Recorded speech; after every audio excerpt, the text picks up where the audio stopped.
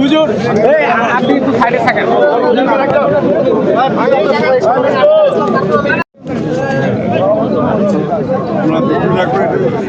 আমরা সবাই সুশৃঙ্খলভাবে দাঁড়াই এবং সবাই আমাদের মধ্যে করতেন।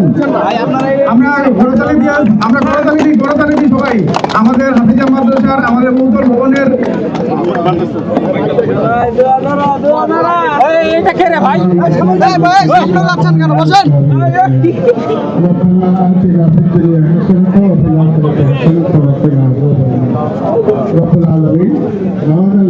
এবং বিমান আমাদের পরে আমরা সকলকে সহযোগিতা করার আল্লাহ তিনি উদ্বোধন করলেন তাকে হায়াতে পরিবার